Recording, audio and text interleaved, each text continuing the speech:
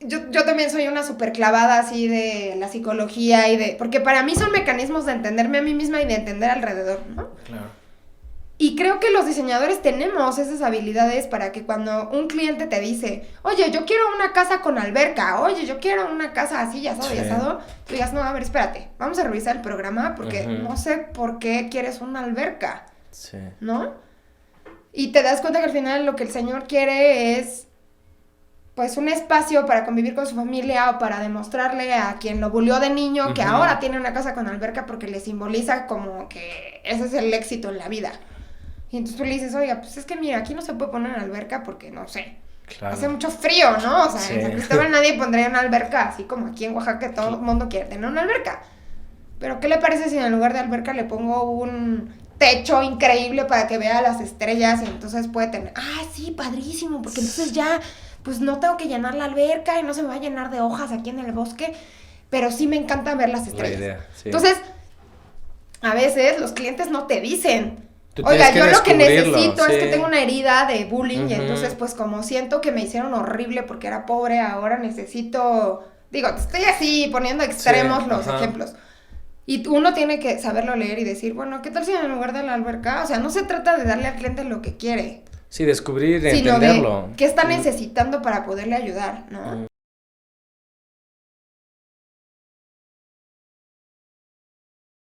¿Qué tal, amigos? Sean bienvenidos a un episodio más de Nómada de Tierra. Hoy tenemos como invitada a Alejandra Villegas, diseñadora interdisciplinaria, miembro fundador de Mano a Mano, uno de los primeros mercados de diseño en Oaxaca, y también creadora del podcast La Caja de Herramientas y exdirectora del diseño de Oaxaca. ¿Qué tal, Alejandra? Estamos felices y contentos que estés aquí con nosotros. ¿Cómo estás? Hola, Juan. Muchas gracias por invitarme. Muchas gracias a todos por estar aquí virtualmente en el espacio.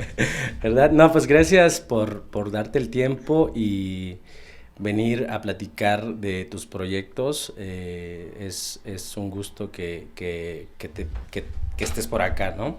Y bueno, platícame un poquito sobre tu vida, en dónde naciste, cuéntanos. Yo estoy grande, así que la historia de mi vida puede ser un poco larga. A ver, tenemos mucho tiempo. Voy a hacer una recopilación. Pues nada, yo nací en Oaxaca, crecí en Oaxaca, viví en Oaxaca, estudié en Oaxaca, con algunas intermitencias de salidas a prácticas profesionales y cosas así. Y, o sea, nací en la ciudad de Oaxaca y crecí en la ciudad de Oaxaca, pero mi papá era productor de café en Pluma Hidalgo. Vale. Entonces, como que todas las vacaciones y mi vida en realidad giró entre el campo y la ciudad y estas cosas como que pueden parecer opuestas, pero que siempre estuvieron muy, muy presentes.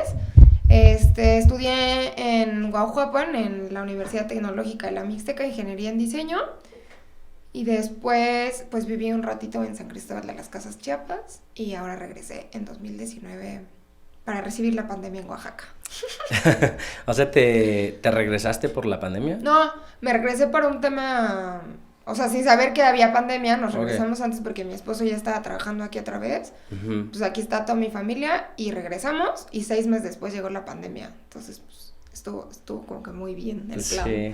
Pues antes de entrar un poquito a los temas que tenemos preparados para platicar, me gustaría saber un poco de tus inicios o cuáles fueron los primeros contactos con el diseño. Pues yo no sabía nada de diseño, o sea, siempre fui una morra como muy... Pues muy interesada y le gustaban mucho las manualidades. Yo nací con una discapacidad visual, nada más veo con un ojo. Entonces de muy niña hice terapia visual algunos años, o sea, yo creo como desde que nací, o sea, tenía cierta terapia hasta como los 7, 8 años.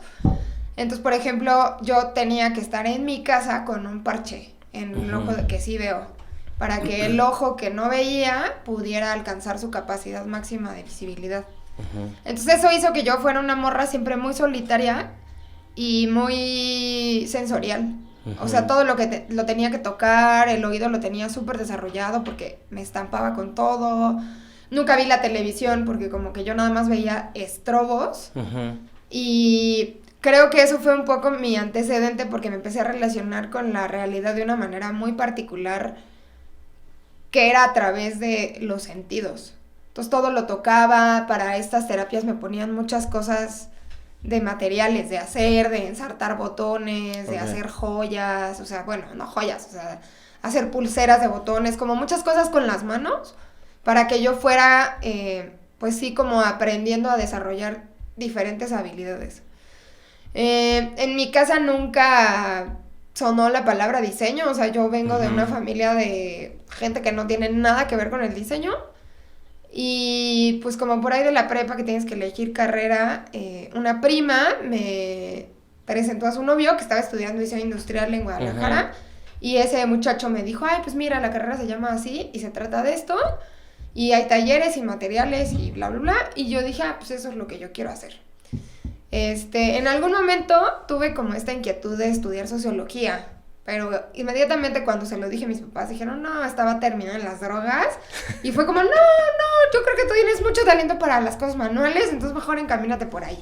Y dije, ay, pues artes plásticas. No, Tampoco. mejor algo como, pues como que te dé más de comer. Entonces, pues así fueron moviendo sus fichas como los papás, ustedes todos conocemos esa historia. Claro. Y pues les pareció una buena idea diseño industrial. Y luego cuando ya vimos que en términos muy prácticos y económicos reales, pues en Oaxaca no había diseño industrial, sino era ingeniería en diseño en la Mixteca, pues fue como, esto es lo que hay, ¿no? Y bueno, pues nunca tuve como ningún problema con las matemáticas, la física, entonces dije, bueno, pues está bien, la ingeniería suena pro, porque además está padre ser ingeniera, ¿no? Porque mujer, y entonces está padre. Claro. Y ya se me hizo muy fácil, así, pues me voy, ¿no? Claro, luego ya padecí un chorro la ingeniería, y luego ya la amé, y luego ya es mi máximo. Ajá. Pero, pues sí, fue como ese proceso. Y, pues nada, yo cuando entré a estudiar ingeniería en diseño, quería, saliendo de eso, estudiar una cosa que en México no existía ni existe todavía, que se llama ergonomía, que tú como arquitecto debes conocerla perfecto. O sea, a mí me interesaba mucho esta relación que hay entre los objetos, los espacios y las personas, ¿no? O sea, siempre como muy clavada en las personas, claro. En entender a las personas y cómo nos relacionamos con los espacios, con los objetos, con los demás, ¿no? Siempre como que la sociología no se fue de mi vida, pero le entré a entenderlo desde otro lugar, que era la parte de los espacios, del diseño y tal, ¿no? Y, pues bueno, al final nunca me fui a estudiar ergonomía, me encanta, soy así súper clavada, pero pues no lo hice. ¿Y después de eso, inmediatamente te regresaste a Oaxaca o te quedaste a...? Yo me quedé en Guajuapan, o sea, terminé la carrera que son 5 años y me quedé un año más porque estaba haciendo la tesis y estaba haciendo un manual para el taller de maderas. Entonces, como era un trabajo de campo, me quedé un año más. Como 9 meses más. Y después ya me regresé a Oaxaca. Mi mamá es una persona altamente disciplinada, médico, entonces fueron unos meses así que me encerraba y me ponía a escribir y a hacer los dibujos del manual y hasta que acabara, ¿no? O sea, sí fue así como casi, yo siempre cuento que casi me pasaba la comida por la puerta, pues, ¿no? Así de, aquí está tu comida. Sí. Y yo seguía hasta acabar. Y ya yo terminé la carrera en 2007 y me titulé en el 2009, principios del 2009. Y ya, pues ahí empecé a trabajar en una fábrica de muebles. Claro. Y en el 2011 se da el proyecto de Objeto Transverso. Bueno, en el 2011 abren Centro de Diseño de Oaxaca, que fue una iniciativa del gobierno por crear la primera dependencia pública que utilizara el diseño como dentro de la agenda política, ¿no? Política y pública, entendiendo el diseño como un catalizador social de muchísimos procesos, ¿no? Culturales, educativos, económicos. Entonces, te digo que yo terminé la tesis, empecé a trabajar en una fábrica de muebles, me salí de la fábrica, aquí en Oaxaca, y me invitaron a trabajar a este proyecto. ¿Esta fábrica de diseño? ¿Trabajas como diseñador? No, trabajaba como, pues, como una cosa muy rara, porque creo que ese trabajo también a mí me mostró la realidad de Oaxaca, ¿no? O sea, de lo que en esos tiempos pasaban, o sea, todo el mundo empezaba, el diseño empezaba a sonar, Y entonces era como, ¡ay, qué cool el diseño! Pero no entendían realmente qué podía hacer un diseñador. Claro. Entonces yo trabajaba haciendo los carteles de publicidad, o sea, los volantes que dejaban debajo de las puertas de Paquitos. Que eso ya era diseño en ese entonces, que ¿no? eso era como se entendía el diseño, ¿no? Entonces hacía eso de publicidad.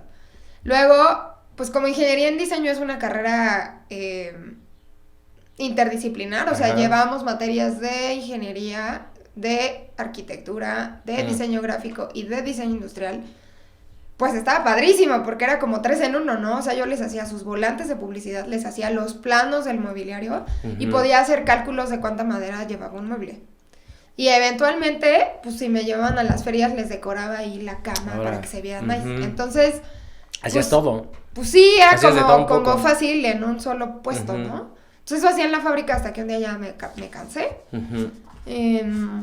Pues también me di cuenta que las condiciones de la industria en Oaxaca, que si de por sí son muy pocas industrias, también son muy malas. O sea, no había ningún sistema de mascarilla para el polvo, para el barniz. A mí me empezó a dar muchísima alergia y pues me terminé yendo de ahí porque me estaba ya destruyendo incluso pulmón. En la actualidad hay muy pocos cuidados en eso. Muy pocos, lugares. O sea, lo digo porque realmente ese fue como mi golpe de realidad. O sea, como que tú vienes de la escuela donde tienes que usar tus botas industriales y donde hay ciertas condiciones que tienes que cumplir.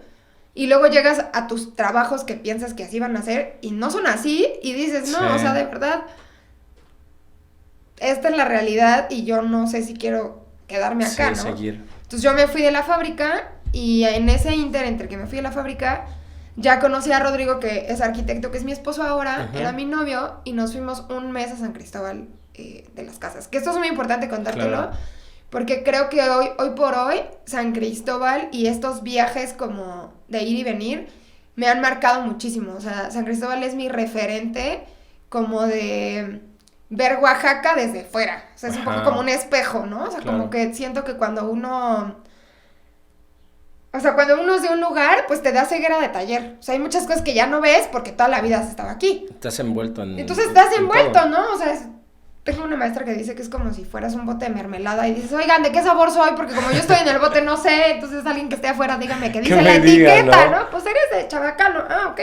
Es bueno salir y ver desde afuera lo que está pasando en un lugar donde estás siendo parte de, por ejemplo, yo platicaba con alguien, yo soy del Istmo, ¿no? Y ahí había una idea de los tomates, en zapoteco se dice, son nuestros tomates, y habían estos tomates riñones, y yo siempre había tenido la idea de, no, pues es que estos nada más se da aquí, ¿no? Y después cuando te das cuenta sales y dices, y esos tomates están en todos lados, realmente no son nuestros. Sí. Así pasa con las lenguas, con la cultura, compartimos muchísimas cosas con muchas personas y cosas buenas y obviamente... Sí, eso pasa en todos lados, también... Sí, tengo muchas historias de eso, yo pensaba que era mío y ahora veo que pues, es de compartido todos. Y es como, perdón. Qué bueno que no lo patente, qué oso. Pero sí. Tengo una idea, ¿no? Tengo una idea millonaria, voy a patentar el queso Oaxaca. Y le voy a poner quesillo y pues no, mano, ¿no? Claro, O sea, entonces... a mí me pasó, por ejemplo, eso con el queso del Istmo. Para mí es queso del Istmo, ¿no? Ese queso envuelto en papel celofán delicioso, pues, que lo venden aquí. Incluso no es del Istmo, es de Chiapas. Por eso, y entonces me voy a vivir a San Cristóbal y todo el mundo, sí, el queso de Pijijiapan. Y yo, ¿queso del Istmo? No. Y yo, ¡qué oso! O sea, realmente, pues nosotros allá le decimos, o sea, aquí en Oaxaca le decimos queso del Istmo, pero pues ese Pijijiapan que está tan cerca que lo llevan al Istmo. Sí. Y pues como te lo traen del Istmo, tú piensas que es de ahí, pero no. Pero pues ya hay es como en todo, en como las fronteras, hay una mezcla, ¿no? De cultura, de comida, de todo. Y hay un punto en donde ya esta frontera ya no es de un lado ni del otro, es un territorio en sí mismo, ¿no? O sea, dibuja, sí. Exacto. Sí, pues esa ha sido un poco mi historia con Chiapas, porque además, claro... O sea, mi esposo es de Chiapas y entonces siempre dice, no, eso es de Chiapas. Y yo, claro que no, eso es de aquí, ¿no? O sea, tipo como que el chepil, ahí le dicen chipilín. Y yo, pues esto es chepil, a mí me sabe igual, ¿no? Y entonces ahí nos peleamos que cuáles son los tamales más ricos, o sea, como que al final, lo cual es el más, ya sabes, siempre peleamos que cuál es el estado más pobre, ¿no? No, Oaxaca, no, a ver, actualiza tu estadística, ¿no? O sea, siempre estamos así peleando porque... pues venimos de dos lugares muy similares y muy diferentes a la vez, que comparten un chorro de cosas, pero que cada quien siempre quiere decir, no, esto es mío como hermanos. Claro. Pues son lo mismo, pues estamos vecinos, o sea, Sí. da igual. Y entonces estabas saliste y te fuiste Bueno, pues me fui a San Cristóbal y estaba ya como en este choque de realidad de decir, no Ajá. manches, pues no es lo que yo pensé, ¿no? O sea, ese fue como mi primer golpe de, pues no es como me lo contaron en la escuela. Y bueno, yo llego a San Cristóbal, que ya había ido antes, pero me quedo un mes, y entonces me empiezo a dar cuenta que pues realmente hay un movimiento muy grande entre artesanía y diseño, y digo, a ver, pues esto sí es como algo que yo creo que sí podría pasar en Oaxaca. Todavía no estaba pasando aquí. No, todavía no estaba pasando aquí. O sea, empezaba la conversación, pero ¿Tenían no pasaba. alguna idea ¿no? de eso? Ajá. Y entonces yo dije, esto es lo que yo quiero hacer, yo creo que aquí es donde el diseño realmente puede aportar, desde un lugar más ético, más alineado, desde realmente ser diseño y puede empezar como a replantear pues muchas cosas que a nivel social están pasando, pero también entendiendo que estamos tanto en San Cristóbal en una realidad donde no hay industria, donde no va a haber industria y donde pues el diseño sí podría empezar a hacer algo.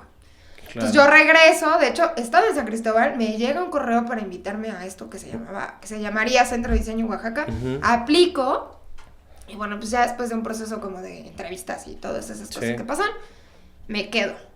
Y entonces entro a formar parte de este primer proyecto que se llamó Centro de Diseño Oaxaca, que fue muy importante porque fue la primera institución pública a nivel federal. O sea, en todo México había esfuerzos desde Monterrey, desde Querétaro, en Puebla, en Guadalajara, por que el diseño entrara a una agenda pública. Claro. Y pasó en Oaxaca, y entonces claro que imagínate toda la gente que desde allá lo estaba intentando, volteaba y decía, pues ¿Oaxaca qué? ¿No? O sea, si es uno de los más pobres, ¿por qué diseño?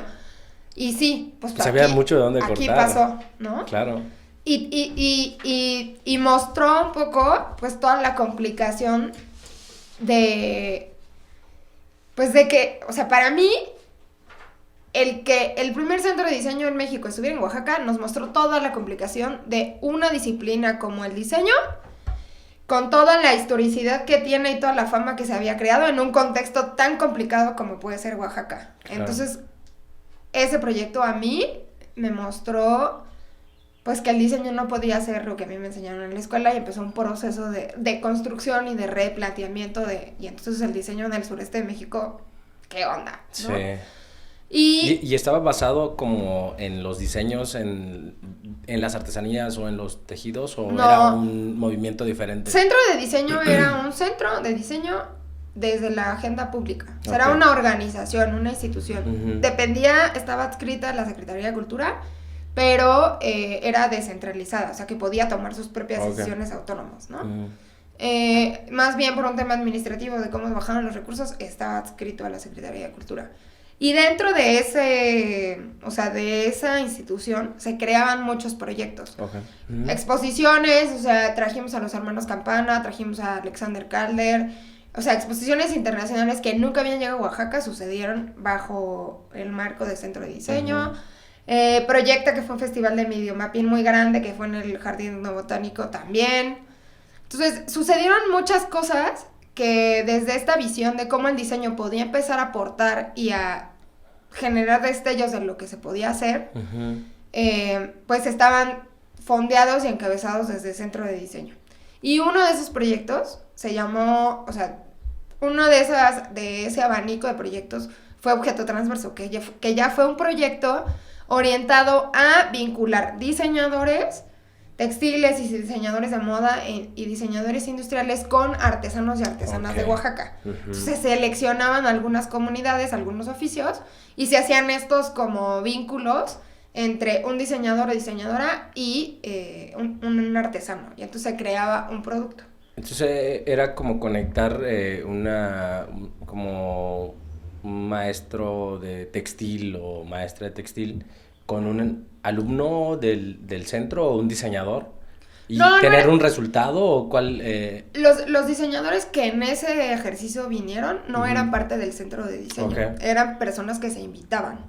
O sea, era como una residencia artística, ¿se cuenta? Pero de diseño. Okay. Entonces venían, trabajaban con el artesano, platicaban, un poco se ponían de acuerdo en qué iban a hacer, veían las posibilidades técnicas y creativas entre los dos y se creaba un producto que después iba a terminar en una exposición.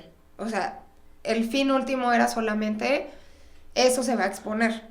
No en venta, no. Okay. En ese momento no estaba planteada la parte comercial. ¿Y crees tú que al final parte de esto también dio apertura a que otras personas tuvieran interés en estos resultados y crear otros diseños para ventas? Yo sí creo que Objeto Transverso fue un gran antecedente. O sea, no te voy a decir que fue lo único que pasó. Sí, estaban pasando... Es multifactorial, cosas, ¿no? O sea, mientras el Centro de Diseño estaba haciendo Objeto Transverso, había mucha más gente, estaba 1050, o sea, estaban muchas cosas pasando, pero no se sentía igual. O sea, yo que todo este tiempo estuve yendo y viniendo a San Cristóbal, pues sí te digo que el movimiento del 94 catalizó en San Cristóbal una cosa que aquí no había pasado. Okay. Entonces yo siempre he sentido que San Cristóbal es el futuro porque tiene como 10 años de adelanto, pues, ¿no? Entonces yo veía cosas en San Cristóbal y le decía, esto, pues en 10 años va a estar pasando. Y pues sí, efectivamente, pues fue siguiendo porque al final también se sumó a una tendencia global de lo hecho a mano, del slow fashion, de todas estas cosas como que ahora nos parecen súper normales. Y la tecnología, ¿no? También que los resultados, que la gente viajando, viendo esto, mostrando lo que está pasando en cada lugar. Todo fue sumando, ¿no? Pero sin duda hubieron pues antecedentes que también pusieron en el panorama de lo local, o sea, de lo que estaba pasando en Oaxaca, pues ciertas posibilidades de lo que era interesante ver, ¿no? Para mí es muy importante y muy interesante cómo hay cosas que cuando eres pionero, o sea, cuando eres punta de lanza, todo el mundo te va a criticar, todo el mundo va a decir que no es posible que hubiéramos gastado dinero en traer Proyecta, que el video mapping, que no sé qué. Claro. Y las críticas las entiendo, y yo no digo que no sean reales. Sí, porque no hay antecedentes, ¿no? O sea... Pero, por ejemplo, ahora que di clases en la Anáhuac en diseño multimedios, pues o sea, Proyecta creo que fue en el 2013. Y yo di clases en el 2020 en la Anáhuac. Y tengo alumnos que me decían, es que yo cuando fui a Proyecta me di cuenta que esto es lo que quería hacer. Y dije, wow. O sea, en ese momento... Como inspiración para otras personas, ¿no? Y no te das cuenta hasta... No sabes. O sea, son semillas que siembras, pero que tú tienes claro que no siempre las vas a recoger tú. Y no vas a ver quién las recogió, o sea... Y tal vez nunca sepas también de muchas historias más que por eso se animaron a hacer diseño, arte... Totalmente. Sí. O sea, creo que es muy importante saber que hay cosas que cuando uno las hace con la vocación y como con la convicción de que está padrísimo hacerlas sin importar el resultado, probablemente tú no estés para recibir ni la manzana ni la naranja ni recibir la semilla, pero simplemente sabes que eso va a tener efecto en otros y que algún día eso va a empezar a tener su propio cauce. El Centro de Diseño para mí es una muestra de eso, o sea, fue un proyecto altamente criticado, lo extinguió el mismo gobierno 4 años después, nos ganamos varios premios en la Bienal Iberoamericana de Diseño por varios proyectos que hicimos, y eso no fue suficiente para que lo mantuvieran, ¿no? O sea, porque tampoco se puede ser profeta en su propia tierra. Claro. Tristemente, pero ahora que yo regresé, o sea, que ya se acabó el Centro de Diseño, me fui a Chiapas, ya me volví mamá, ¿verdad? Regresé, veo un chorro de cosas que digo, esto es un resultado o puede haber sido influido por esto. Y qué padre que se empezó a abrir camino desde un lugar público. Claro. Porque imagínate abrir camino desde un lugar más chiquito, pues hubiera sido mucho más lento. Sí. Entonces, pues si Oaxaca hoy ves una tienda de diseño en cada esquina, pues no es casualidad. Y no es que sea mi mérito, pero fueron una serie de factores que empezaron a suceder repetidamente, donde mucha gente dijo, ay, mira, qué interesante, empieza a haber espacio para diseñar, para colaborar, para repensar, para resignificar, vamos. Y ahora, pues hay mercados de diseño súper grandes, súper sofisticados, muchísima gente viene a consumir diseño en Oaxaca y eso me parece, pues, muy bueno, muy interesante, y también luego ya empiezo a ver como un poco de peligro por ahí, y ya no me gusta tanto, pero bueno... Esos procesos tampoco se pueden detener. Claro. Y parte de este proyecto también fue Binomio Creativo, que tengo entendido que fue en el 2013. Binomios Creativos fue la evolución de Objeto Transverso. Ok. O sea, se acaba Objeto Transverso. Objeto Transverso terminó en una exposición. La exposición se expuso aquí en el Centro Cultural Santo Domingo, que es donde estaba la oficina del Centro Diseño. Después se fue a la Facultad de Arquitectura en la UNAM. Y después se fue a Finlandia. Y esas fueron las 3 itinerancias que tuvo y ya, las piezas ahí se quedaron. Sin embargo, después de ese proceso, pues siguió como esta plática con los artesanos y se hizo una metodología pues como de evaluación. O sea, nosotros en Centro Diseños teníamos una manera de trabajar donde se creaban los proyectos y luego se evaluaba un poco que no había salido bien, que se podía mejorar, todo. Porque en muchas cosas estábamos haciéndolo por primera vez. Sí. Entonces necesitábamos como, claro, necesitábamos pues como sobre la marcha ir aprendiendo y sabíamos que nuestros procesos en sí mismos eran, pues se hace el camino andando, ¿no? Claro. Entonces regresar y decir, a ver, ¿por dónde pisé? ¿Dónde se me dobló el pie? ¿Cómo pude haberlo hecho mejor? Siempre era interesante para lo que pudiera venir por delante. Entonces, Objeto Transverso tuvo este proceso de evaluación y ahí nos dimos cuenta que pues los artesanos estaban muy contentos de haber hecho cosas distintas y platicar con otras personas, pero pues decían, sí, pero pues esto cómo va a seguirme, o sea, al final yo necesito dinero, exacto, ¿no? Entonces esto cómo se va a traducir en dinero para mí, porque pues eso es lo que a mí realmente me significa. Porque sí está padre salir en la revista, pero pues la revista no te da de comer, ¿no? Y después fui entendiendo que pues sí, para todos los que vivimos en el mundo creativo, la revista está padre, pero no nos da de comer. Entonces es como, por un lado la revista y por el otro lado le macheteas a lo que te alimenta. O aprovechar la exposición que te puede dar y vender tu producto o tu servicio, ¿no? Pero que al final, pues, la gente lo ve afuera, cuando viene la gente, ¿no? Sí, y que en ese momento todavía no había tanto un mercado que quisiera cosas nuevas, o sea, como que apenas la gente se estaba despabilando, ¿no? Sí, o pagar también por un diseño. Ajá, o pagar un sobreprecio, etcétera, ¿no? Sí. Porque el producto era de una mejor calidad, o tenía un proceso creativo que se tenía, un desarrollo que se tenía que pagar, etcétera. Entonces, bueno, los artesanos sí dijeron, oiga, pues estuvo muy padre la pruebita, y el jueguito estuvo divertido, pero pues nosotros sí queremos que esto tenga como un seguimiento. Entonces empezamos a crear, pues más bien como a repensar y a ver, pues, cómo creamos que esto suceda, ¿no? O sea, ahí fue donde yo conocí el diseño estratégico. Y ahí fue donde yo conocí que más que ser una diseñadora que hacía productos, a mí lo que me fascina es diseñar metodologías, procesos, ¿no? Que son cosas más abstractas, que no son cosas que se ven, se tocan, se sienten, se prueban, ¿no? Pero que están atrás de todo lo que se crea, porque el proceso creativo, pues sí se concreta en un resultado final, pero tiene muchas cosas antes. Y ahí fue donde yo dije, no, pues yo quiero como participar en esta creación de la metodología, y tenía muchísimo que ver con personas. Claro. Y con escuchar al otro y saber qué quería y qué no había funcionado, y entonces empezar como a decir, pues entonces si esto no funcionó, lo diseñamos de otra manera. ¿Con personas en general o ya con artesanos? Pues con personas en general. Okay. O sea, porque hablábamos con gente que había ido a la exposición, pero también con los diseñadores, pero también con la gente que había estado dentro de la institución. O sea, como que tenías que escuchar muchas voces y decir, a ver, pues ¿cómo hacemos para que se articule, no? Claro. Y en ese proceso estuve involucrada una socióloga con un enfoque participativo, y entonces a mí me empezó a apasionar este mundo de crear procesos para que las cosas pasen, ¿no? Que es parte de binomios creativos. Binomios creativos se creó con esa metodología. Okay. Entonces yo me quedé de directora de binomios y acepté el puesto, pero siempre con el compromiso de que no iba a dejar de estar en campo, porque a mí me encanta estar en las comunidades y estar ahí metiendo las manos. Claro. Aunque yo sepa que no lo hago para terminar haciendo el vaso, pero pues así nada más probar y el proceso me fascina. Sí, ¿no? Me encanta. Claro. Y claro, eso me llevaba directamente a regresar a la finca de mi papá y estar ahí era como súper normal. En la mañana estar en la oficina y en la tarde estar ahí, y así hasta que me dieran las 1000 horas. O sea, me encanta. Entonces, pues bueno, Binomios ya fue un proyecto diseñado y creado con esta misma idea de vincular artesanos con diseñadores, pero que ya tuvieran un final comercial, ¿no? O sea, para que eso fuera lo que fuera sosteniendo el trabajo. O sea, que el resultado ya terminara en un lugar en donde se pudiera vender. Okay. ¿Y todavía no existían esos lugares o ya estaban?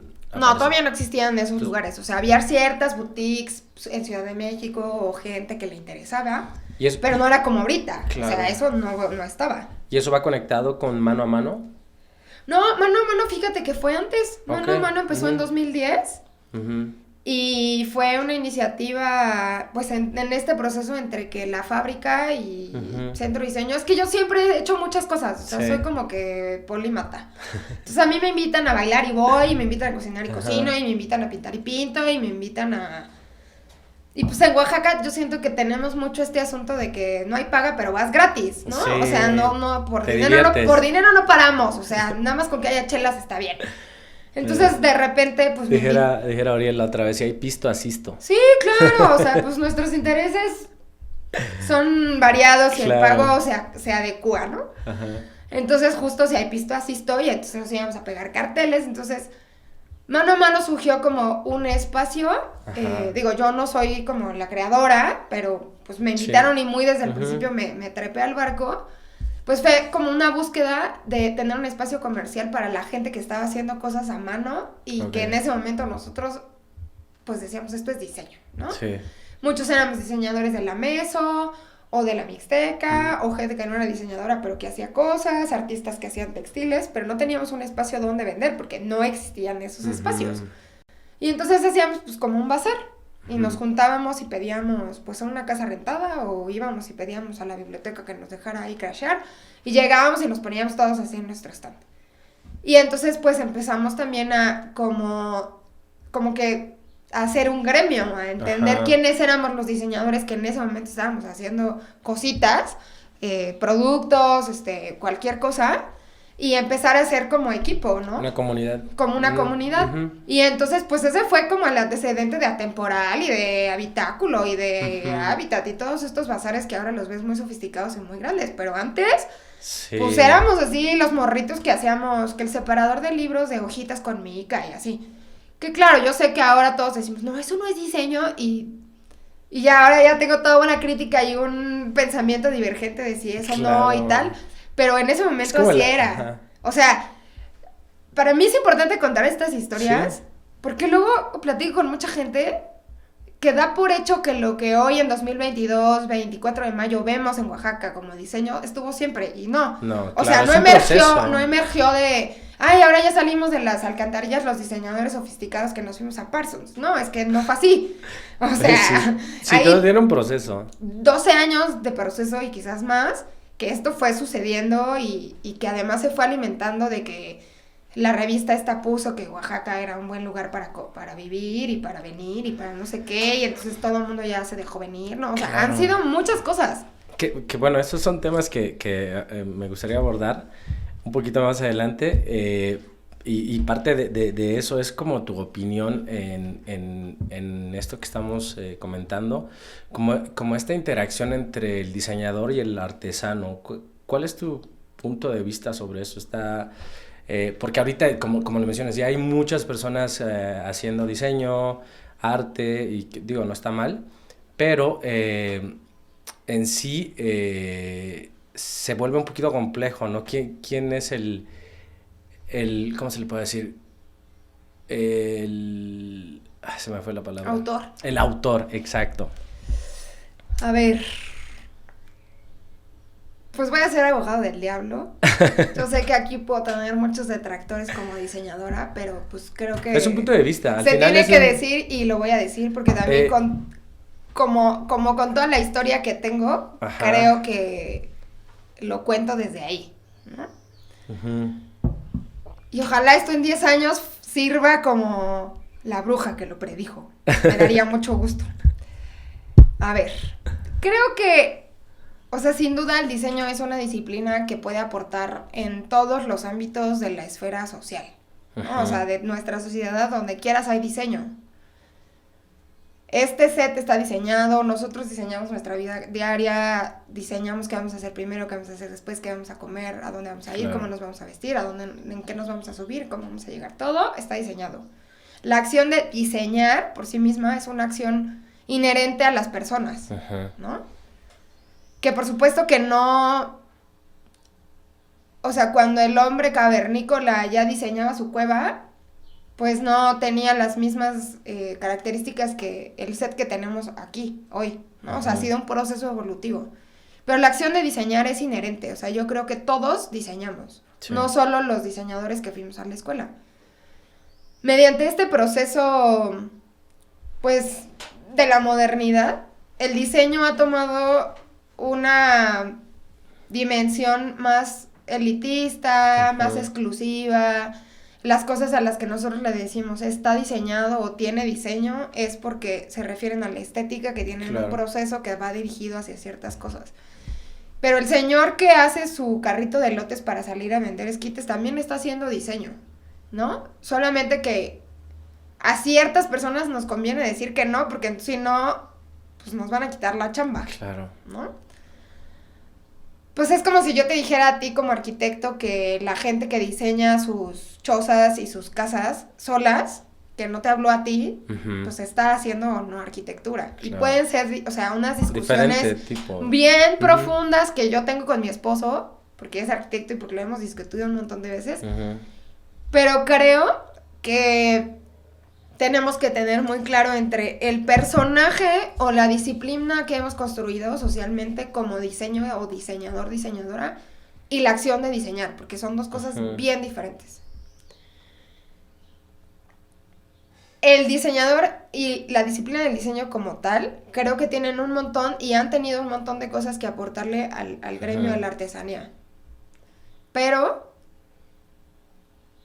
te lo digo como alguien que ha estado siguiendo muy de cerca y que tiene muchos años en este asunto de las colaboraciones, creo que ya se nos agotó. O sea, creo que cuando el diseñador llegaba y decía, y yo me reconozco como ese tipo de persona, porque incluso me acabo de ver, yo ahorita estoy estudiando la maestría en Ciencias Sociales, o sea, decidí como ir a buscar a otro lado muchas respuestas que en mi práctica de diseñadora surgieron a nivel teórico. Y me di cuenta que no iba a poderlas resolver en la práctica, entonces tenía que ir a otro lugar a buscar. Entonces, por eso estoy ahora estudiando la maestría en Ciencias Sociales, que es un mundo completamente diferente. ¿Y por qué? Espérame. Pero el asunto ya se me olvidó. Que se agotó. No sé. Sí. Pero creo que se nos agotó a los diseñadores esta fórmula de llegar y decir, yo como diseñador te puedo ayudar a que tu producto se venda y llegue a un mercado global y ahora el producto sea más bonito y tenga mejor calidad. Porque ese era el planteamiento ¿Y eso es con el que llegábamos. Y te lo digo y lo reconozco como algo que yo también dije. O sea, ahorita que estoy estudiando la maestría, y por eso te estaba contando que entré a la maestría, estoy leyendo muchas cosas y me encontré citada en un libro. Y fue muy impactante para mí ver así de, Alejandra Villegas dijo, y yo me leí y dije... ¿Ya piensas eso? No, justo... No sé qué es, pero... Decía algo así como... Estaba hablando yo de binomios creativos. Y entonces me entrevistaban sobre cuál era la propuesta del proyecto y tal. Y entonces yo decía que bueno, que el mundo global está muy... O sea, yo creo que eso fue como 2013, 2014.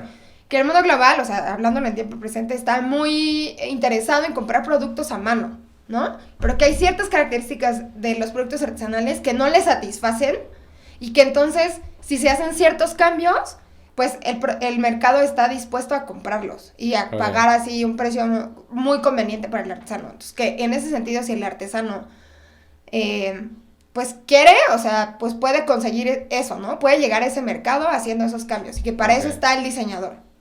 Claro, yo leí ese libro y me dio así, puta, qué perroso, o sea, no puedo creer, o sea, más bien, sí puedo creer porque sí reconozco eso como mío, pero no me representa hoy en tiempo real porque ya no soy esa persona, porque ya no pienso eso, porque ahora me he dado cuenta que los diseñadores hemos blanqueado la estética, hemos llegado a decir, no, pues esa estética de colores así estridentes, fuertes, no está bien, porque el mundo global quiere colores sobrios, entonces... Eso mismo que tú haces, lo vas a poner en mi idioma, en mi lenguaje, en mi código cromático, para que pueda entrar a un mercado que lo va a pagar. Y eso me parece hoy una cosa que digo, híjole, o sea...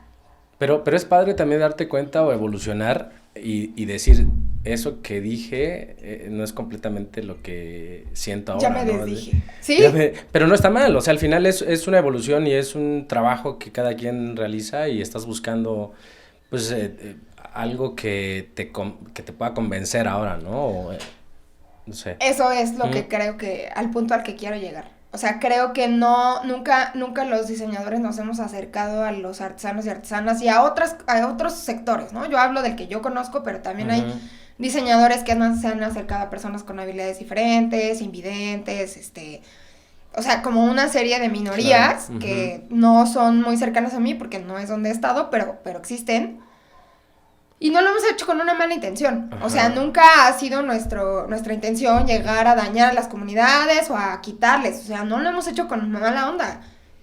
Pero justo hoy, y de eso consiste mi trabajo en la maestría, en revisar cómo estas buenas intenciones desde un planteamiento, pues no diría yo incorrecto, pero como no tan consciente, sí han llevado a un lugar donde el diseño se está agotando, donde los artesanos además ya nos dieron la vuelta, o sea, porque ahora los artesanos y artesanas ya diseñan solas, y ya hacen sus propias cosas, y ya salen a vender, y ya empacan, y ya tienen su Instagram, y ya, o sea, ya como que, pues, ¿para qué nos necesitan? O sea, yo digo, entonces, ¿cómo? O sea, hace 10 años que yo llegaba y sentía que era súper útil, ahora llegó y dijo, no, pues que ya me dieron la vuelta, o sea, yo ya ni sé hacer reels y veo que ellos sí publican y digo, no manches, pues mejor vengo a clase con ellos, ¿no? Claro, y además ese tema que mencionas, llegar a un lugar con herramientas, aprender con ellos, compartirlo, ellos aprenden, tú aprendes. Y ellos empiezan a generar su propio producto con las herramientas que tú tienes y se dan cuenta también que su trabajo vale, ¿no? Porque al final, anteriormente, el costo de los productos o de las artesanías no se valoraban tanto como ahora. Ahora llegas y el producto cuesta más o ya tienen su tienda en el centro o ya están exportando, entonces ya es un poco difícil también llegar y colaborar con alguien porque los costos se incrementan muchísimo más. No sé cómo ves esa... Pues mira, el tema de los costos es también un tema que estoy observando de lejos y de cerca y tengo como opiniones encontradas. Un poco como cliente, otras como diseñadora, otras como persona de fuera y como que todas son un poco contrarias a veces. Pero lo que es real es que creo que los diseñadores estamos en pérdida, o sea, creamos una fórmula a través de esta evolución que te digo de la colaboración, donde dijimos, el sector artesanal es como una oportunidad para trabajar. Entonces ya muchos chavos que salen de diseño entienden que una posibilidad va a ser salir y crear su marca, ¿no? De su proyecto de colaboración. Y está bien, eso ya es una posibilidad abierta y que ya está como trazado un poco el camino como algo que puedes hacer. Pero me sigue preocupando que la lógica en la que se enseña el diseño y como nos es transmitido el diseño sigue siendo desde una lógica bien colonial, bien vertical, bien hegemónica, bien europea. O sea, yo no llevé clases de historia de diseño, pero lo que ahí me llegó de refilón, pues claro que era la Bauhaus, y claro que era la ULM, y pues claro que IKEA era lo máximo, y todo estaba en Europa. O sea, nunca te hablaban de el diseño de Argentina, de Colombia, de Latinoamérica, de las comunidades prehispánicas, no, nadie, eso no existe, porque claro, desde la historia colonial y desde esta perspectiva colonial, pues Europa es el norte global y como todo lo que existe, ¿no? O sea, prueba de esto, que eso es un poco lo que a mí me ha estado pasando en la maestría, es a darme cuenta de todas estas cosas y decir, híjole, no me había dado cuenta, como que algo me incomodaba, pero no sabía qué era y ahora tiene nombre y es horrible. Pues, historia universal, ¿y qué te explican en historia universal en la secundaria? Historia de Europa. Claro. No manches, Europa es un continente súper chiquito, o sea, comparación de América, de Asia, no. Toda la historia universal es Europa. Entonces, todo está centrado en Europa. Entonces, los diseñadores, claro, queremos, y bueno, últimamente, en los últimos años, pues, Norteamérica y Europa, ¿no? Entonces tú sales como diseñador, te quieres ir a Parsons o te quieres ir a Royal College. Y yo también tuve ese sueño, ¿sabes? O sea, yo estudié en la Mixteca porque a mí me dijeron, todos los semestres en la Mixteca yo me quería ir. Sí. Y mis papás me dijeron así, no, mana, pues esto está costando un dinero, así que pues a ver cómo le haces, pero te quedas. Y entonces yo me doraba la píldora cada semestre. Y me acuerdo que hablé con uno de mis maestros que venía regresando de Europa, del Politécnico de Milán, y estaba condonando su beca con CONACYT en la Mixteca. Y entonces un día me dijo como, no, mira, es que si tú estudias ingeniería en Europa, el diseño es más una ingeniería que un arte. Entonces podrías irte a estudiar al Politécnico de Milán y entonces podrías estudiar ahí ergonomía y lograr tu sueño. Y yo, bueno, está bien. Y entonces así fue eso como... te animaba un poco. Pues por lo menos me Ajá. sostuvo tú, Ajá. porque pues acabé y me titulé y todo el rollo como con la promesa de que entonces sí me iba a ir a Alemania a estudiar ergonomía, ¿no? Sí, y nunca volteamos, por ejemplo, también pasa lo mismo con arquitectura, ¿no? Te visualizas como un arquitecto que va a construir un rascacielos en ¿dónde? Nueva York. En Nueva York. Chicago. En Chicago. O los grandes arquitectos, que no está mal tener referentes y estudiarlos y ver cómo trabajan, cómo crean. Pero al final hay un arquitecto oaxaqueño que comenta eso, hay que voltear, bueno, hay varios, hay que voltear hacia nuestras comunidades y hay muchísimas problemáticas que resolver. O sea, antes de irte a crear un edificio, que no sabemos si puede pasar, posiblemente sí, si volteas hacia la comunidad o hacia tu localidad o hacia tu gente o en el mismo lugar en donde vives, puedes encontrar problemáticas que te pueden llevar a si quieres estar en una revista o lo que tú quieras, allá y resolviendo problemas que pueden ser importantes, ¿no? Y además de resolver, también creo que como a realmente poder, o sea, aportar y ver las cosas desde otro lugar, ¿no? O sea, claro. Ahorita que decías esto de resolver, esa es una cosa que a mí ahora me hace mucho ruido. Ajá. O sea, es parte de mi autoproceso de deconstrucción y de hackeo personal que me está dando el haber, pues no sé si migrado, porque no sé si este rollo de estar haciendo la maestría, yo siempre he dicho, yo no estoy estudiando la maestría porque ahora voy a ser socióloga, o sea, no estoy pagando mi deuda de los 18 años, simplemente estoy yendo a visitar un lugar que tuve ganas de conocer.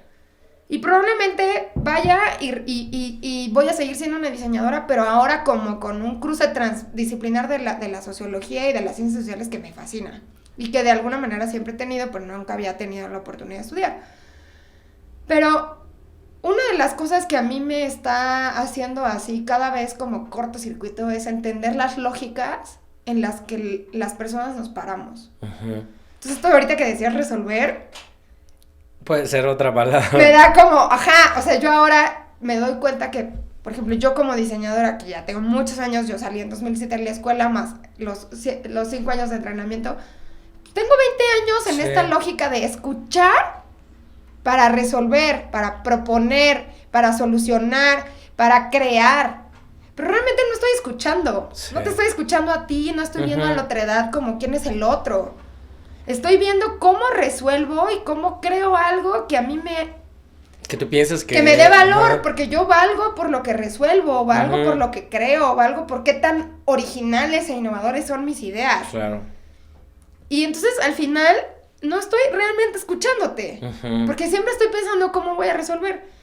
Y me pasó hace poco, en noviembre fui a visitar a uno de los talleres artesanales con los que trabajé en binomios, que pues todavía somos muy, muy buenos amigos, porque pues en estos procesos como largos, uno se termina volviendo compa de la gente, más allá de lo que hayas podido hacer o no hacer y si haya salido bien o no. Que es una de las cosas buenas que te deja esa parte de trabajar con las comunidades o tener como colaboradores o participar en proyectos, ¿no? Hacer vínculos con la gente, sí. O sea, porque no me pasa solo con los artesanos, sino tengo muy buenos amigos que salieron del centro de diseño que al final fueron procesos tan largos y tan profundos que nos vinculamos desde otro lugar y son relaciones bien entrañables, ¿no? Y entonces yo llegué al taller y, pues, ¿qué onda? ¿Cómo están? No sé qué, pues después de pandemia, o sea, que ellos ya abrieron su comunidad para que los extraños pudiéramos, no los extraños, los foráneos pudiéramos entrar. Llego y le pregunto, bueno, ¿y cómo han estado? Y entonces me empieza a contar, ¿no? Y de repente me dice, bueno, es que ahorita estamos enfrentando un problema. Entonces, claro, mis antenas de diseñadora así de ¡pum! Te están hablando. ¿Cómo lo puedo resolver? Modo resolver.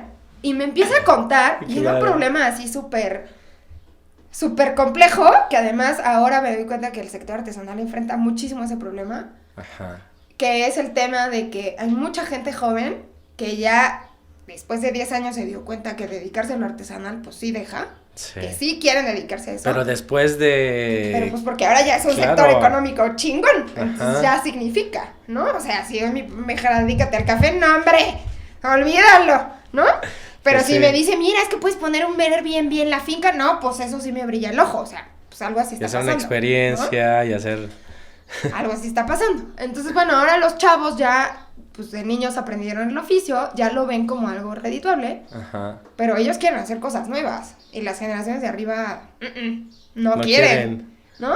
Sí es... Y entonces están pasando estas cosas que han sucedido toda la vida, o sea, estos procesos de innovación en las comunidades, la innovación también es intrínseca, inherente al ser humano, o sea, nos han contado la historia también desde la versión colonial de que la innovación y las nuevas ideas y el movimiento como de la novedad de la moda estaba en Europa, ¿no? Y aquí no. Y aquí no porque pasar. Aquí las personas indígenas, campesinas y marginadas siempre están estáticas, claro, contemplando la luna y las estrellas y siempre haciendo lo mismo porque están honrando su tradición. Y no es verdad. O sea, tú te pones a ver los textiles y los textiles artesanales y la indumentaria tradicional ha evolucionado, sí, ¿no? ¿Y eso qué? Sí. O sea, alguien va a decirle a la señora que rompió la tradición porque un día le dio calor y el clima cambió y ya no quiso bordar en terciopelo y ahora lo hizo en algodón. Claro. Pues claro que no, que es un proceso natural. Pero lo que nos han contado es lo que está bien raro, ¿no? Entonces, bueno, esto que te digo de que ahora se enfrentan a esta como conflicto entre los jóvenes y los más ancianos, pues es también normal, o sea, ha pasado siempre. Entonces te digo, me dice, tenemos un problema, y entonces yo saco mis antenas así de radar, resolver.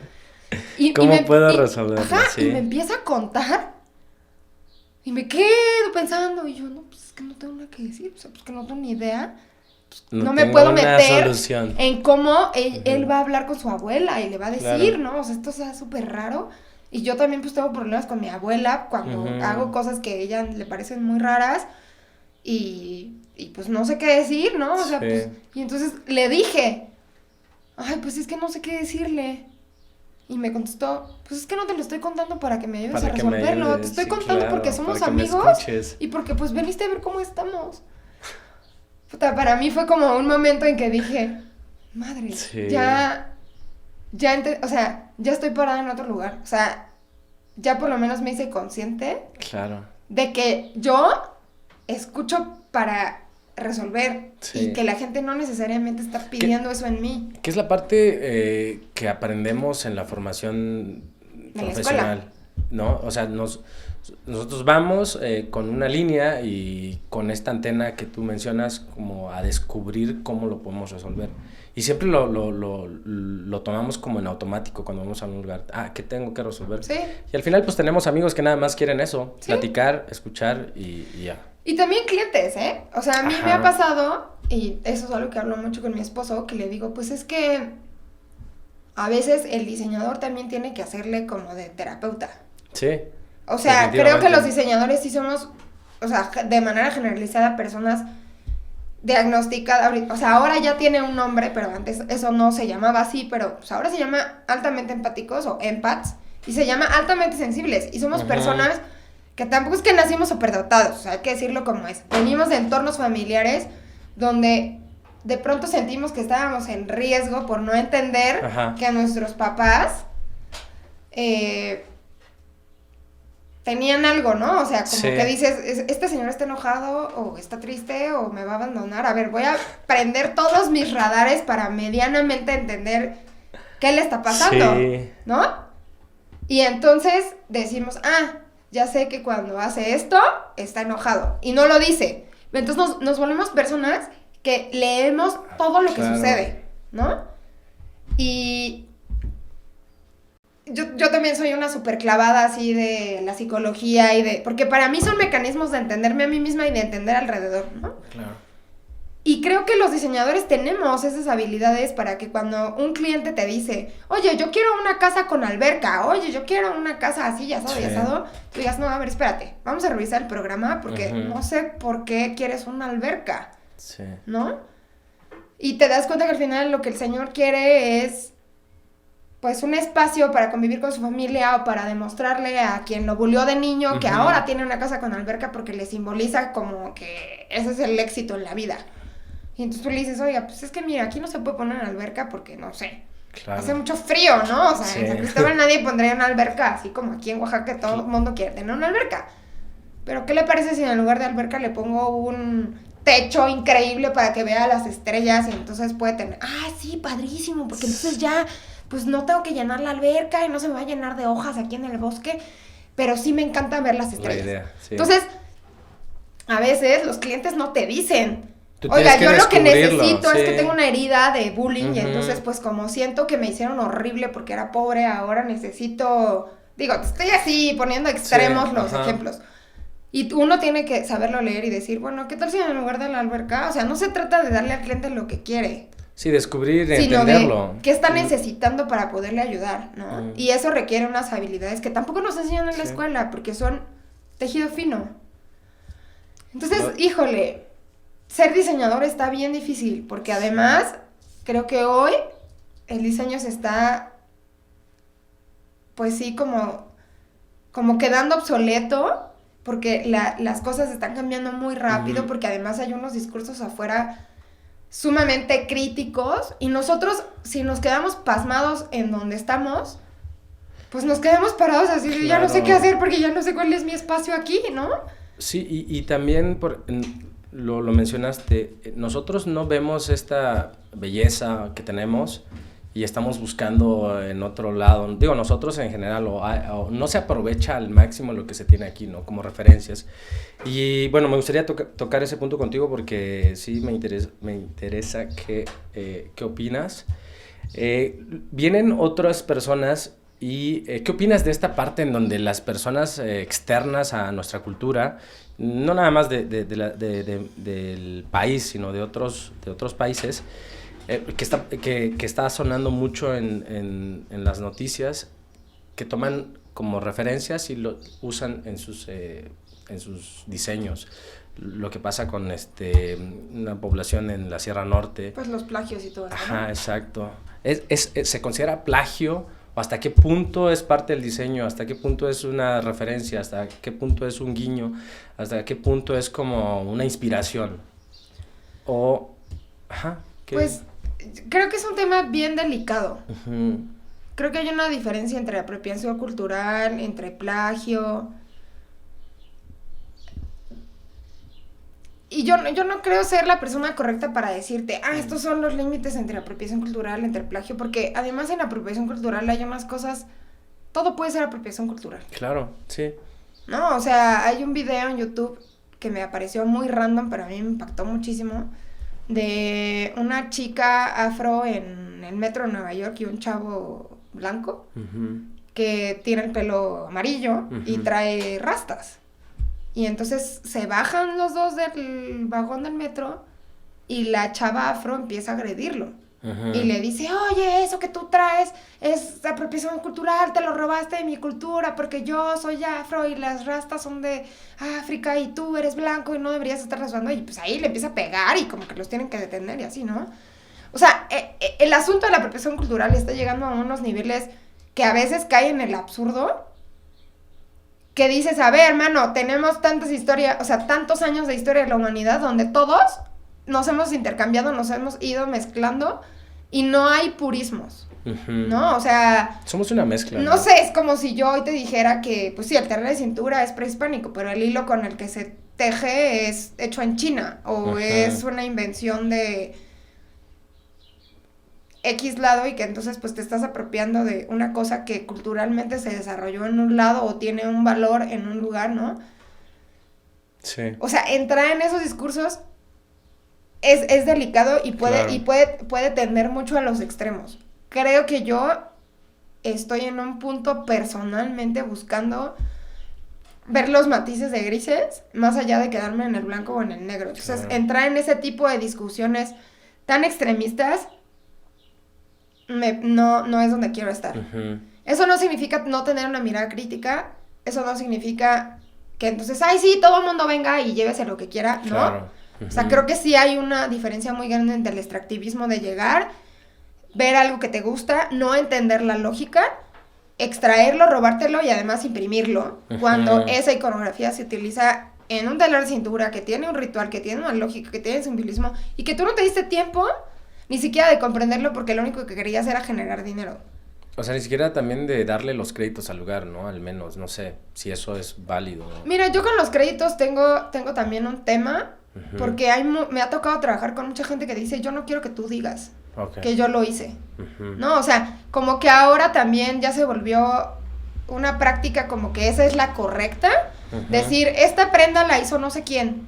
Y hay personas que a mí me dicen, es que yo no quiero que tú digas que yo la hice, porque eso a mí me genera conflictos internos en la comunidad, ¿no? Entonces, para mí el principio siempre es el otro, o la otra, ¿no? O sea, tú quieres que diga cómo te sentirías cómoda, pero eso es un proceso que se teje con el otro, como... O sea, cuando tú tienes una relación a largo plazo con una persona muy cercana a ti y la conoces, hay cosas que en la interacción tú dices, esto creo que no le va a gustar. O no sé cómo se va a sentir. Voy a irle a preguntar. Claro. Oye, no sé, ¿a ti te gustaría que en la fiesta a la que vamos a ir juntos yo pasara por ti o tú quieres llegar sola? ¿O quieres que te acompañe? ¿Quieres que te lleve a tu casa? ¿Sabes? Esas cosas solo ocurren y se pueden hablar cuando hay una relación de por medio que sustenta. Cuando tú llegas y dices, está padrísimo, y entonces para ser cool voy a poner su nombre, pues igual también le molesta que ponga su nombre. Sí, hay muchos puntos de dónde mirarlo, ¿no? Tal vez no le conviene, tal vez quiere, o tal vez le genera problemas. Sí. O quiere que le pongas otro nombre.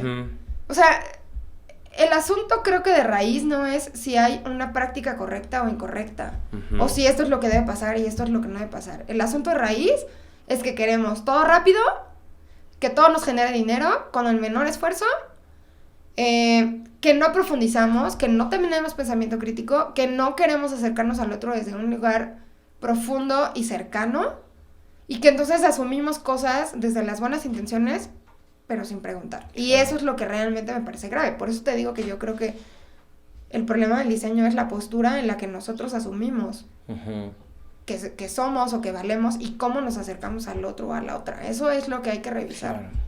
Y bueno, para ir como cerrando ya, ¿qué opinas de Oaxaca como un lugar, un escenario de arte? Lo amo y lo odio. O sea, pues claro, cuando yo era niña, lo que existía de arte y yo fui así profundamente influenciada por eso es que pues te llevaban al Museo de Arte Regional de Santo Domingo y veías las joyas de la Tumba 7 y yo decía, ay, wow, esto es lo máximo que te puede pasar, ¿no? Y pues sí, Rodolfo Morales y Tamayo y eran como que los referentes, ¿no? Sí. Y poco a poco eso se ha ido abriendo y obviamente eso ha requerido que más gente venga y el Centro de las Artes de San Agustín ha hecho un gran trabajo. Y pues es el estado con más artistas residentes aquí y eso también está padre porque genera mucha interacción y mucho diálogo y mucho, pues como mucha efervescencia, ¿no? Pero sí me preocupa el tema de la gentrificación y sí me preocupa el tema de que la gente sienta que entonces como hay un turismo cultural, puede venir aquí a vivir ciertas experiencias y o a conocer ciertas cosas o a consumir ciertas cosas que tienen otras lógicas. O sea, por ejemplo, veo estas pengas de maguey, ¿no? Pues todos los que somos de aquí sabemos que cuando éramos morritos, el mezcal costaba 10 pesos esta, 10 pesos esta y 10 pesos la de 2 litros. O sea, era una bebida de pueblo, nada más la tomaban en los pueblos y era la verdad una bebida de gente pobre. O sea, mi familia de repente, mi familia del lado de mi mamá es de Sola de Vega. Entonces, cuando yo era chavita siempre había garrafas de mezcal, pero pues no eran botellas de vidrio, eran así de esas de coca recicladas con su plástico y su liga y su tapa, ¿no? Porque no se evapora. Plástico, sí. Pues ese es el mezcal que uno tomaba toda la vida. Y ahora, pues ves que el artista de no sé dónde tiene su marca y de alguna manera está bien, porque genera desarrollo económico, pero el problema es que no estamos entendiendo las lógicas de lo que el mezcal significa para la gente. o simbólicamente lo que implica, ¿no? Sí, ponerse a investigar un poquito, ¿no? Entonces, como que no, te digo, por eso es que lo amo y lo odio, porque de pronto digo, qué padre que Oaxaca es súper cool y ahora todo el mundo quiere venir, todo el mundo se quiere casar y todo el mundo quiere venir a pintar y todo el mundo quiere venir a hacer la residencia, pero la manera como tan... Te pongo todo en bandeja de plata para que vengas y consumas y compres, es lo que de pronto digo, sí, pero se está perdiendo en ese acercamiento, en esa manera de acercarnos, toda esta lógica más profunda, más simbólica y también más interesante. Sí.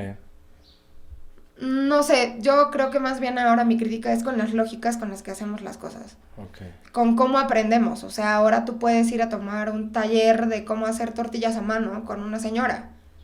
Y yo aprendí con mi abuela y me llevó muchas quemadas y entender cómo funcionaba el comal me llevó mucho tiempo. Y son procesos que se aprenden paulatinamente con la práctica, que te llevan tiempo y que un día te vuelves bueno haciéndolo 40,000 veces. Pues no, ahora ya tomas un taller y ya eres maestro tortillero. ¿Me explico? Claro. O sea, lo que está sucediendo es que estamos así, cambiando las lógicas porque ya pagas una experiencia que te costó una lana y te dan un papel y entonces ya eres maestro. Pues antes la gente se volvía caminando, equivocándose, probándose, innovando y era una vida de volverse. Claro. ¿No? Se está sobreexplotando, ¿no? Todo. O sea, siento que ahorita es una sobreexplotación de la cultura, ¿no? Aprovecharse un poquito de eso para generar recursos, porque incluso, digo, esto pasa en todas partes, en muchas partes del mundo está pasando el tema de la gentrificación. Sí. Y también personas que llegan de otros lados y ven el mercado y generan este tipo de negocios, ¿no? Bueno, yo tengo a la señora que hace las tortillas y yo voy a hacer la conexión entre los que quieren aprender y la señora, ni siquiera es la señora, o sea, esos son los puntos que pueden ser un poquito peligrosos, porque pues ya es una explotación de los saberes de alguien y solamente como vínculo tú generas como recursos. No sé, es un tema muy difícil de es ubicar. Es muy complicado, porque además no es nada más una explotación del saber, sino del saber, del hacer y del ser. Claro. De lo que la gente es, o sea, sí son temas bien complicados. Y hay que poner mucha atención desde dónde hacemos las cosas. O sea, creo que el punto interesante es desde dónde lo hacemos. Exacto. Pues, Alejandra, platícanos un poquito, para ir cerrando, me gustaría escuchar sobre tus proyectos actuales. Tienes un podcast también que se llama La Caja de Herramientas. ¿Cómo nace el podcast? Y platícanos un poquito. Estuvimos escuchándolo y está padre porque siempre pensamos que para hacer algo tenemos que tener todo al 100, ¿no? Tenemos que tener los micrófonos, todo, y a veces puedes empezar como desde las cosas que tienes, ¿no? O sea, con las pequeñas cosas. Eso fue lo último que escuchamos el día de hoy. Bueno, pues mira, La Caja de Herramientas empezó como ya se dieron cuenta, pues hablo un chingo, o sea, me encanta hablar, soy Sol Géminis, entonces tengo así como mucho que decir siempre. Y yo pues di clases, a mí me encanta dar clases, y había espacios en las clases donde los alumnos se acercaban y me preguntaban cosas y yo no tenía tiempo para como así de, no manches, es que no te puedo contestar eso porque me llevaría una hora, pero sí te lo quiero responder. Entonces yo creé un espacio para como ir teniendo esas reflexiones paralelas, ¿no? Entonces daba clase y les decía, bueno, les voy a grabar un episodio y ahí lo escuchen. Era como que una clase en otro espacio más personal, donde además no estaba como en la institución, entonces me sentía más libre. Ya ves, te dabas el tiempo de pensar las cosas y hacer tal vez algunas sí, puntos. algunos eran como ya guionados, porque tampoco quería que se hicieran muy largos, y otros sí eran ya más, pues como más improvisados. Surgió en la pandemia con esa intención, o sea, como complementar ese contenido que me iban preguntando y que yo no podía en las clases decir. Y también surgió porque yo me fui dando cuenta que había muchas cosas que no las había, o sea, que yo no había, no sé, o sea, me preguntaban cosas como, oye, pero a ti, ¿qué herramienta me recomiendas usar? Porque me enfrento a este problema. Y yo, pues es que las herramientas que a mí me han servido no son de diseño, son de este camino más picaflor, donde he aprendido de psicología, de medicina, del campo, de no sé qué, del marketing, ¿no? Y entonces era como, como realmente decir, a ver, es que en mi caja de herramientas no hay solamente cosas de diseño. O sea, yo tengo un palito de madera y luego tengo un tenedor y luego tengo una pulidora y luego a veces, pues, ¿qué crees? Que se me olvida y entonces, pues, lo que hay es lo que traigo puesto. Claro. Y resuelvo con eso.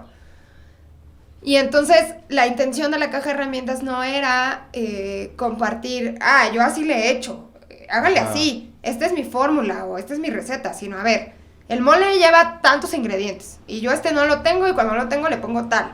Y pues ustedes pueden mezclarlo como quieran, yo así le he hecho, pero tal vez mañana le hago otra forma. O sea, como que empecé a entender que los procesos no son cerrados, que las personas somos diferentes, que cada quien lo resuelve con lo que trae en la mochila y que en la vida vas colectando herramientas, robándote, pepenándote, algunas te aparecen ahí y ni sabías que las tenías.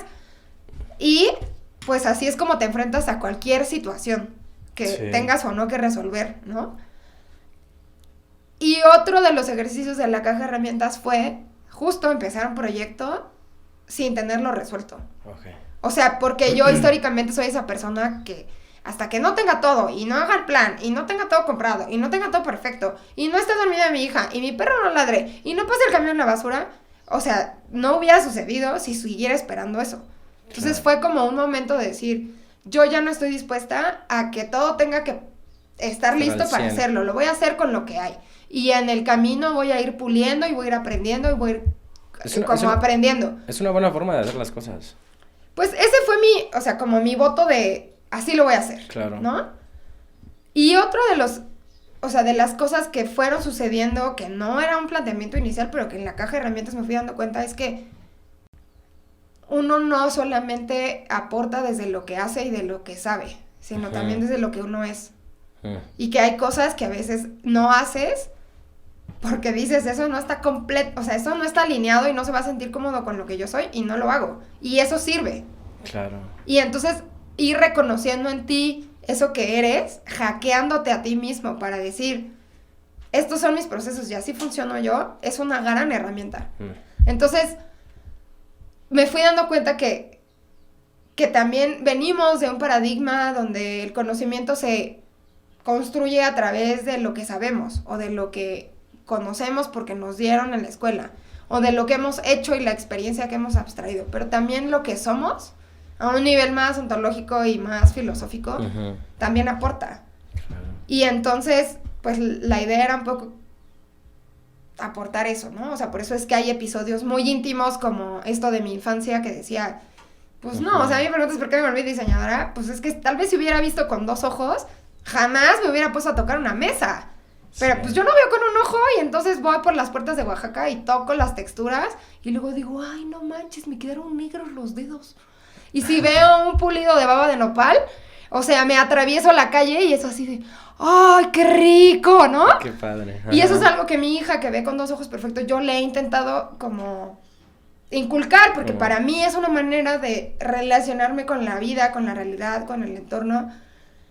Y eso pues no me lo enseñó nadie, simplemente fue parte de lo que yo soy y de lo que no soy, ¿no? Sí. Y pues eso es la caja de herramientas. Qué padre, qué bonito. Pues el último, vamos cerrando con los últimos puntos. Ahorita nos das tus redes, también el de la caja de herramientas. El último libro que leíste, ¿cuál fue?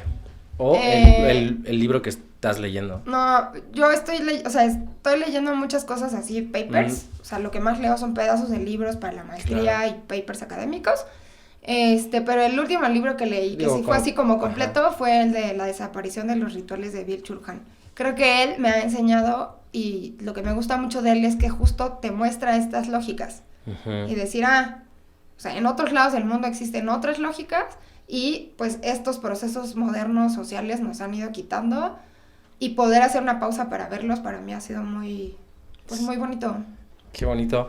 Y de los últimos recomendaciones, creo que hiciste varias al principio, pero como algo muy general, recomendaciones para alguien que quiere hacer diseño o que quiere empezar algún proyecto de arte. Pues empezar con lo que hay. Claro.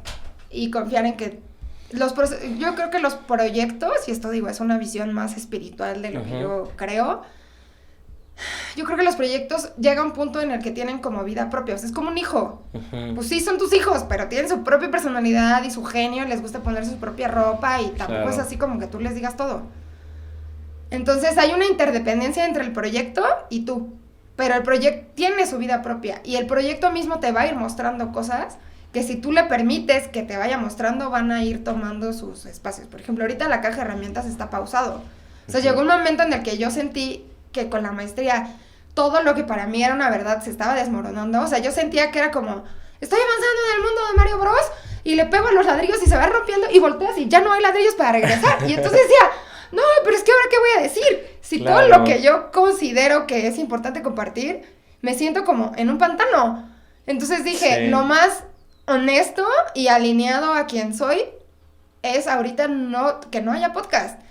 Y claro, vengo de una lógica capitalista ingenieril donde, no, si empiezas algo hay que terminarlo y si lo vas a hacer, lo haces bien.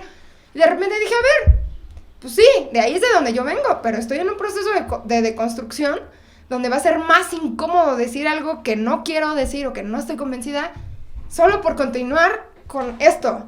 Se va a parar y cuando tenga algo que decir o replantear, pues y eso va a pasar porque lo más probable es que la caja de herramientas siga, pero ya no se llame la caja de herramientas, porque hoy mi propio concepto de la caja de herramientas está deconstruyéndose. Claro. Entonces, recomendaciones creo que sería empezar con lo que hay. Sí. Entender que el propio proyecto va a ir dando su propia lógica, su propio camino, va a ir revelando sus propias verdades y que uno esté dispuesto a escucharlas y a dejarse transformar por esos procesos, que son construcciones constantes y que el camino se hace andando. Y la otra, que suena muy cliché, pero la neta es que yo de pronto no soy no soy la muestra de que lo hago, como pedir ayuda, o sea, como que no porque...